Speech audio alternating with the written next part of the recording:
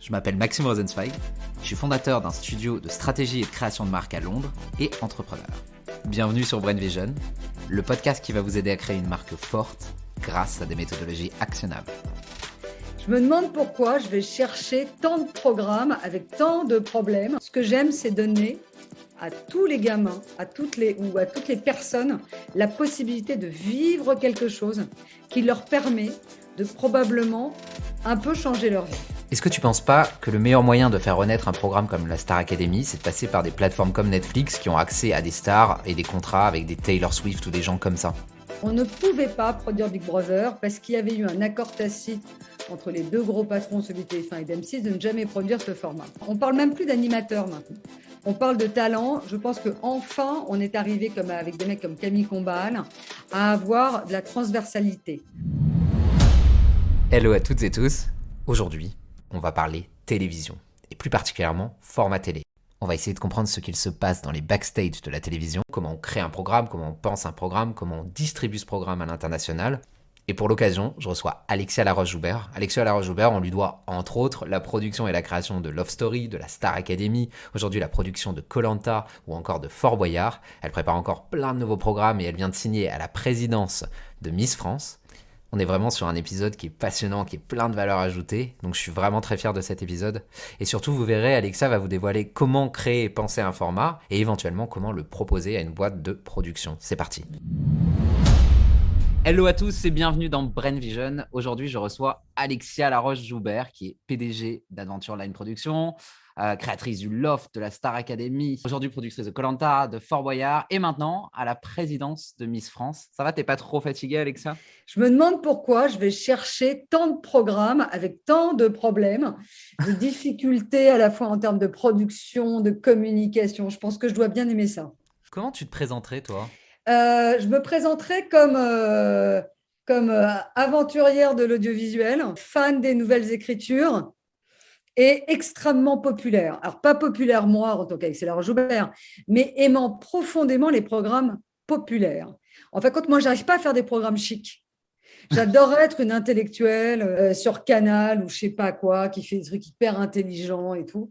Moi, je fais des programmes populaires, mais je fais des gros programmes populaires. Justement, parce que tu parles de programme, aujourd'hui, l'idée, c'est de parler vraiment format. Donc, qu'est-ce qu'un format en télévision? Qu'est-ce qu'un bon format? Comment on crée son propre format? Comment on réfléchit à ça? Donc, voilà, d'avoir quelque chose d'assez actionnable. Donc, je vais commencer vraiment par une question toute bête. C'est qu'est-ce qu'un format en télévision? Alors, un format, c'est un mot en effet que alors, le public, a priori, l'entend peu.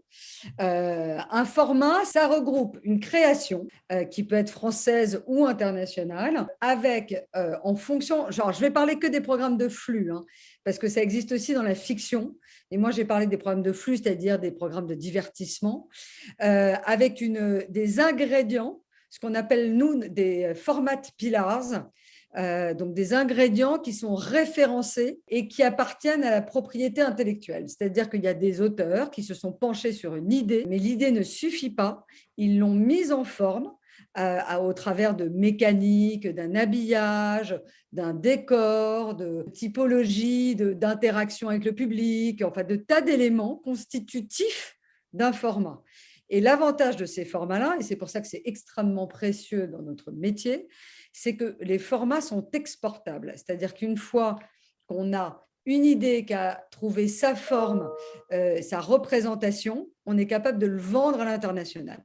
Je pense que si je vous parle de The Voice, qui est probablement l'un des derniers grands formats qui voyagent à travers le monde, à l'origine, c'est un format qui a été développé par un Hollandais, et puis il a été fait aux États-Unis, puis après en France, en Angleterre, en Espagne, en Italie. Par exemple, là, je regardais il y a 2 jours là, sur la Rai Uno, The Voice Senior. Donc ça, c'est ce qu'on appelle des spin-offs du format d'origine. Donc c'est un format qui a voyagé.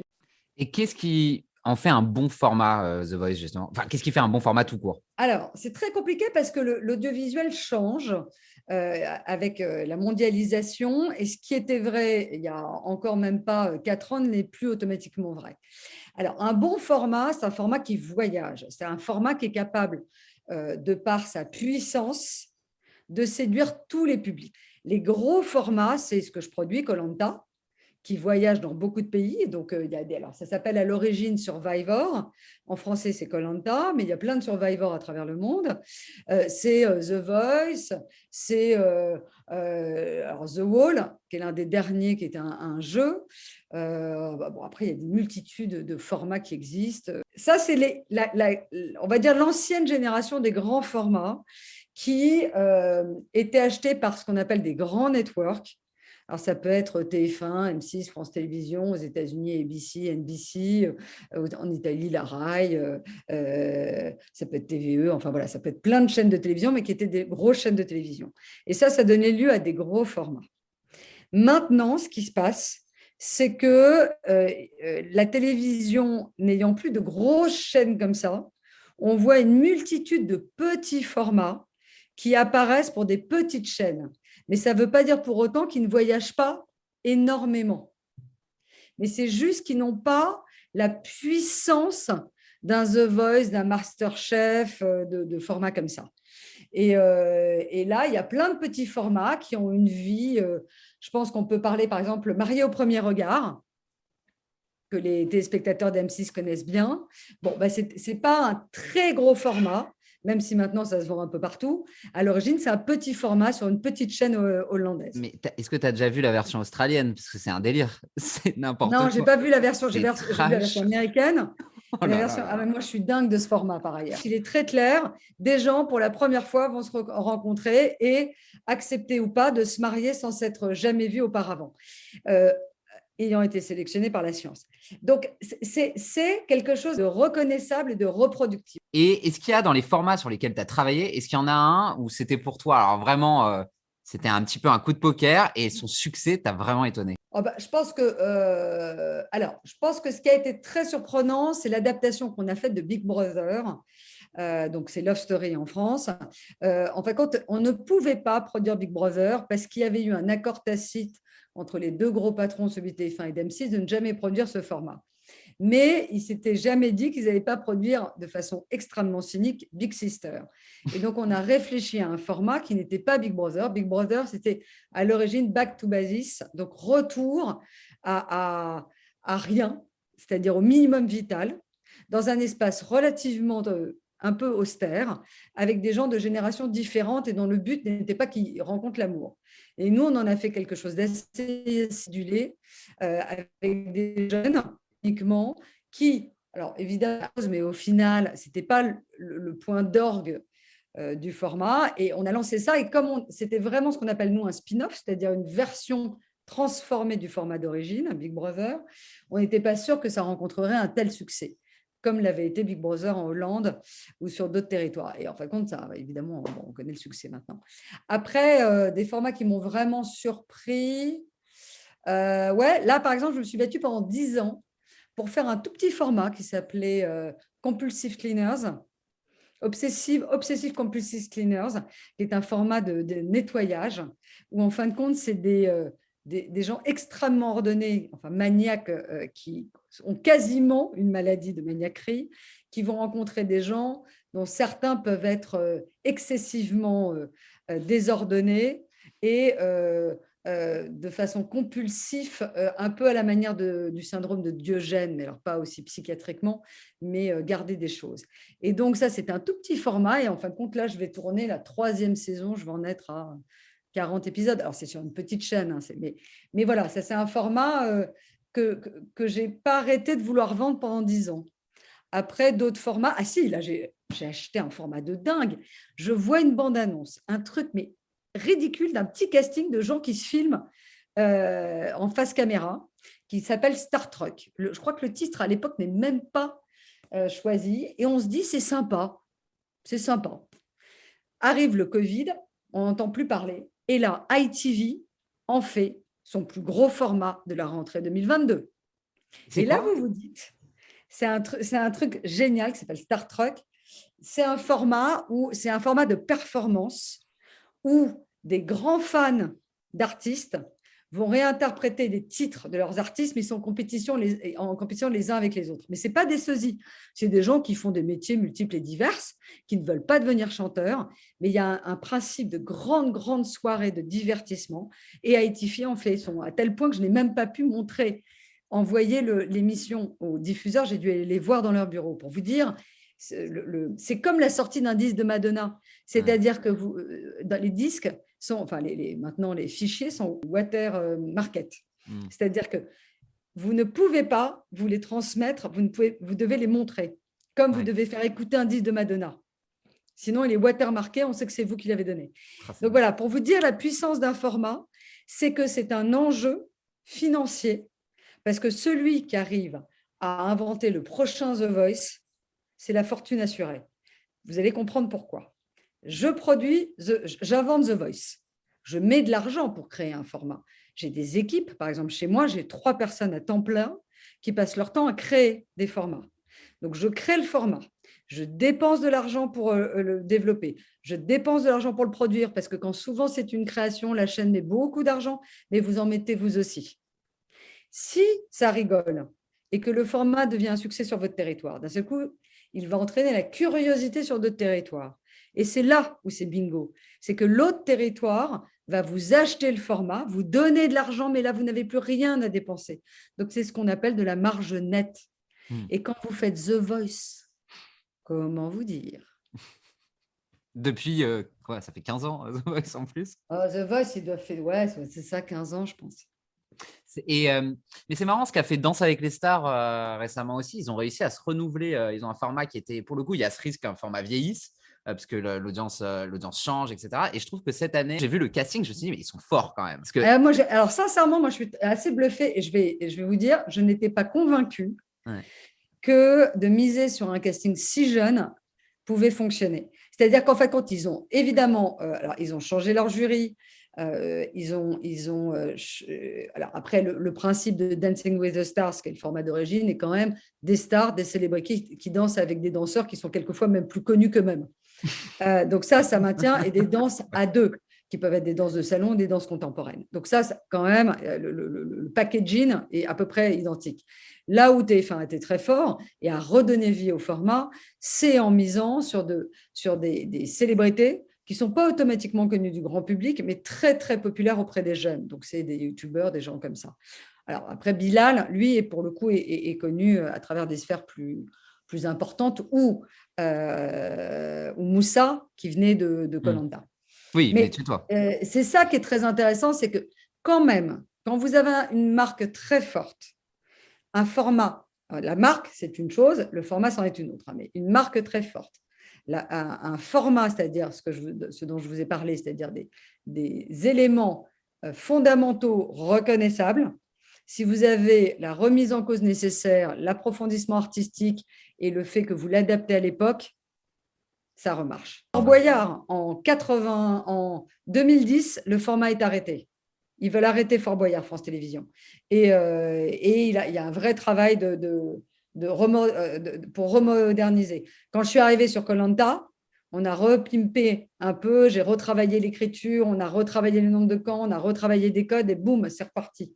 Donc, il y a un gros travail.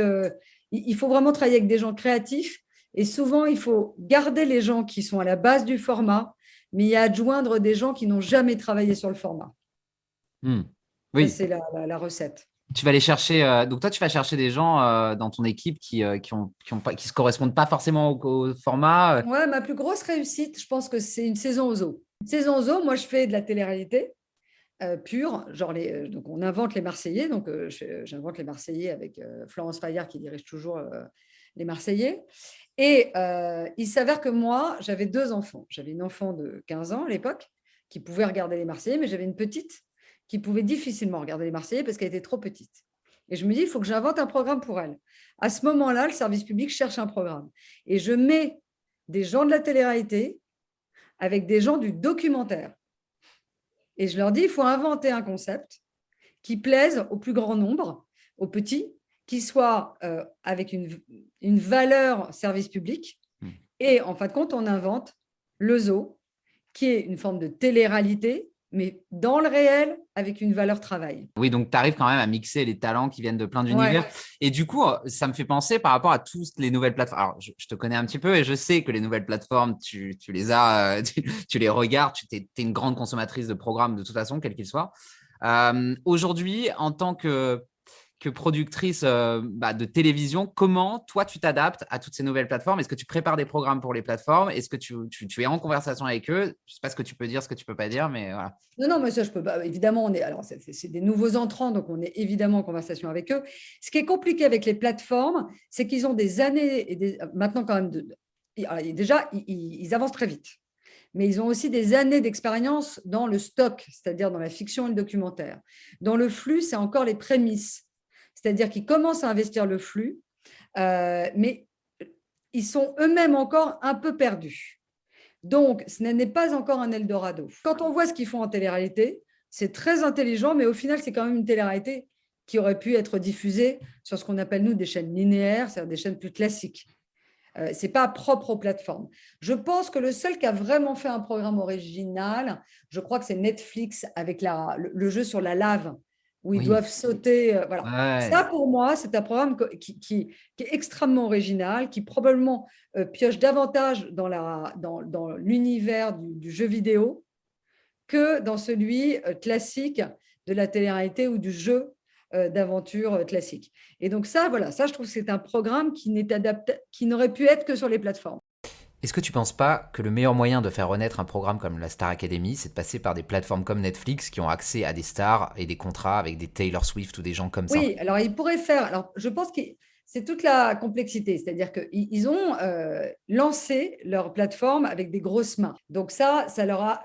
Mais c'est quand même relativement rare. Globalement, il y a un peu Hunted, qui était un format à l'origine linéaire, mais ils ont fait la version célébrité, donc ce n'est pas exactement la version anonyme. Mais globalement, ils n'achètent pas des marques anciennes.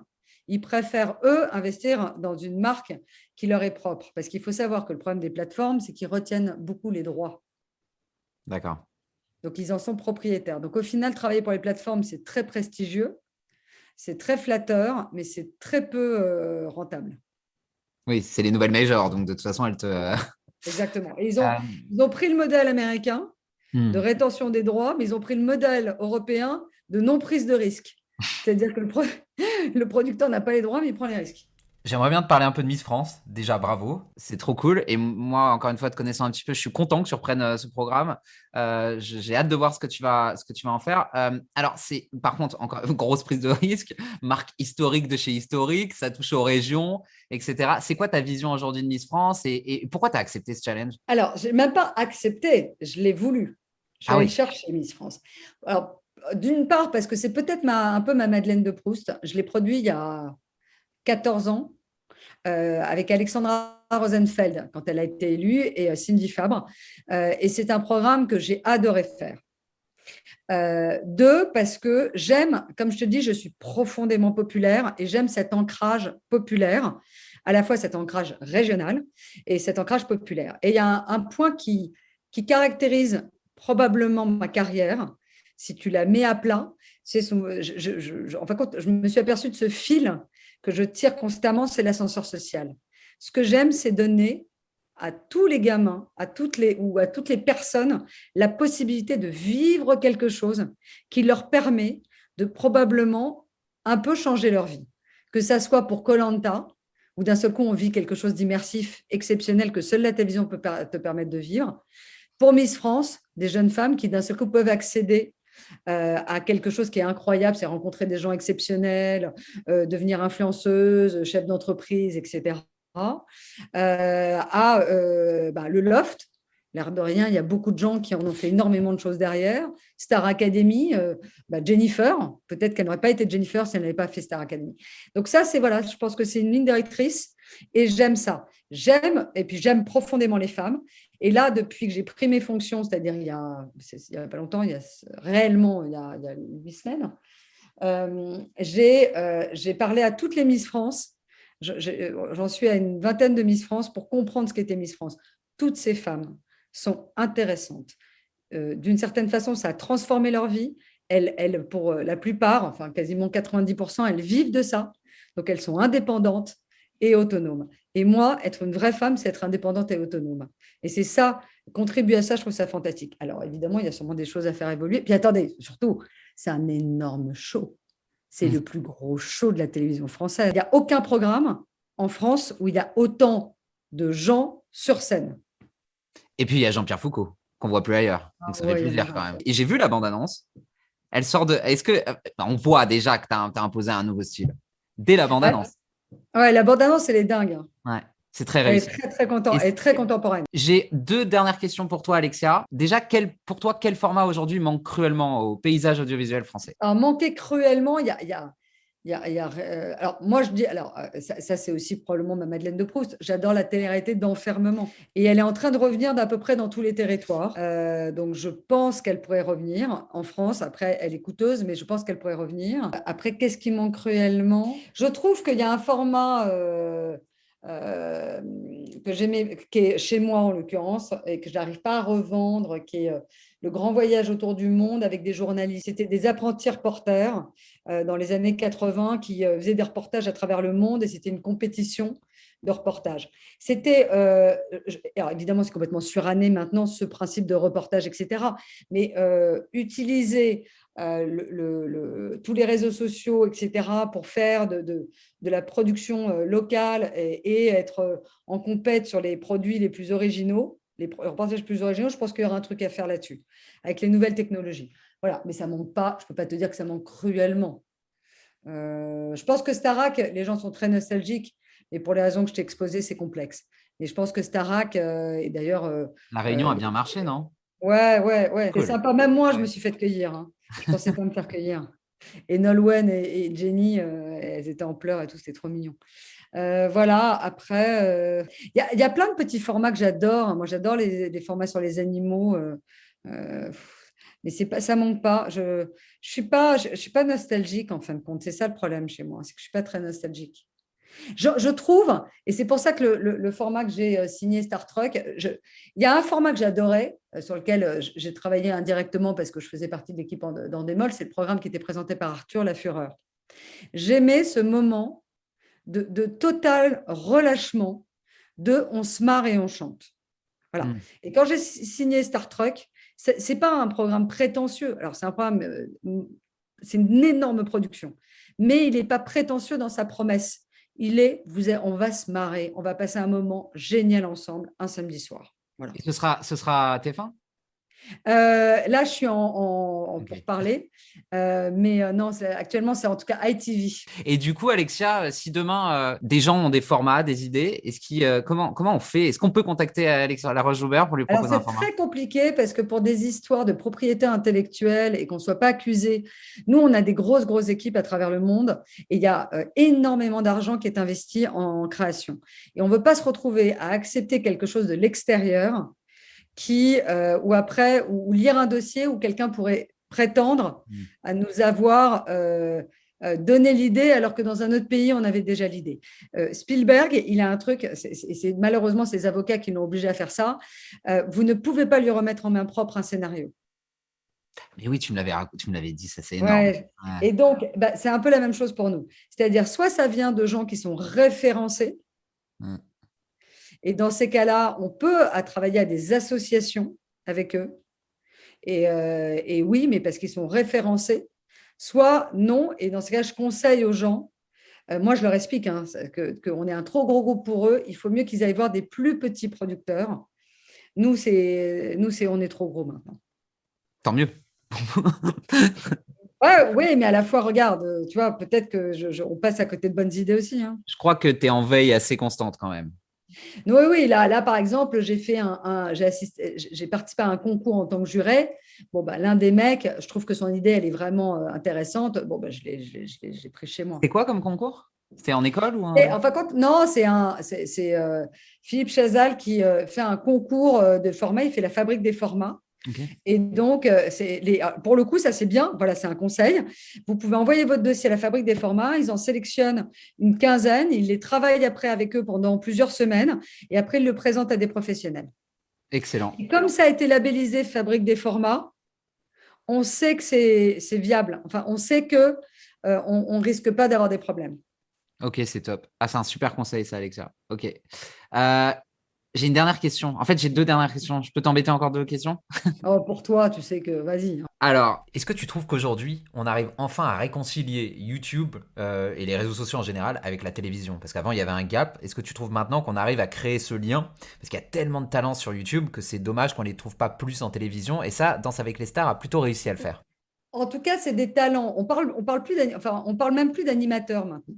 On parle de talents. Je pense qu'enfin, on est arrivé, comme avec des mecs comme Camille Combal, à avoir de la transversalité. Transversalité des supports, transversalité des genres dans lesquels on s'exprime.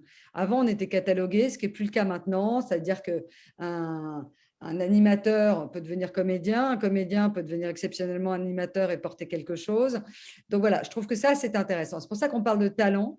Et c'est vrai que travailler avec des talents, c'est quand même un atout énorme. donc on parle de talent aujourd'hui. Mais je vois, ouais, parce que je pense à des mecs comme Ben Never, enfin, qui sont des intervieweurs de génie et tu les mets demain à la télé. Voilà, c'est vraiment de Tu sais, qualité. hein, Maxime, tu vois, envoie-moi des gens et on développe. Hein. Allez, franchement, Bah ouais. go. Ah, mais toi, je te connais maintenant. Ouais. Ok, je réfléchis à des choses et je te dis. Voilà. Hein, tu vois, je Euh, te renvoie la patate chaude maintenant. Écoute, il n'y a pas de souci, je relève le défi. J'ai une toute dernière question pour toi. Je voulais savoir si tu avais quelqu'un à me recommander que je devrais inviter sur ce podcast pour un prochain épisode. Moi, je trouve qu'il y a un garçon qui a travaillé très longtemps avec moi, qui s'appelle Mathieu Vergne. C'est d'ailleurs lui qui a produit les 3 primes de la Starac. Pourquoi je le trouve intéressant? C'est qu'il a réussi. Déjà, il a pris le risque de mettre de l'argent dans une boîte qui était assez connue, mais un peu démodée. Il l'a complètement repimpé. Il a réussi à réinventer de la narration dans la variété. Et je trouve que le mec est intéressant pour ça. Il a inventé un format qui s'exporte dans le monde entier, la chanson secrète. c'est vrai que ça, c'est très fort. Ça fait partie des formats Ouais, et assez c'est forts, hein. rare. Ouais, Donc, je pense que lui, il est vraiment intéressant. Et tu veux que je te raconte l'histoire? oui, Comment je l'ai rencontré? vas-y. Je rentre dans le bureau, il y a 2 stagiaires. Je produis un truc et je leur dis qu'est-ce que vous en pensez? Il y en a un qui me dit du bien et l'autre, il me défonce. Je sors du bureau, je vais voir Stéphane Courbis, je lui dis le petit qui m'a défoncé, là, je voudrais le prendre avec moi. Et je l'ai embarqué sur la story. Merci beaucoup d'avoir suivi cet épisode de Brain Vision. J'espère que vous avez pris du plaisir en l'écoutant. J'espère que ça vous a donné plein d'idées pour créer des marques et en l'occurrence ici des formats super forts à proposer, pourquoi pas à des boîtes de production. En attendant, on se retrouve très très vite avec un nouvel invité assez exceptionnel, Monsieur Jacques Séguéla. Et là, je crois qu'on va parler publicité. N'hésitez pas à me contacter via LinkedIn, via Instagram. Posez-moi des questions, faites-moi des retours sur le podcast. N'hésitez pas aussi à suivre le podcast sur toutes les plateformes de streaming et à mettre des étoiles et des commentaires sur Apple Podcasts parce qu'apparemment ça aide beaucoup les podcasts à être visibles. À très très vite sur Brain Vision et n'oubliez pas, en branding, le secret de la longévité, c'est avant tout d'être vrai.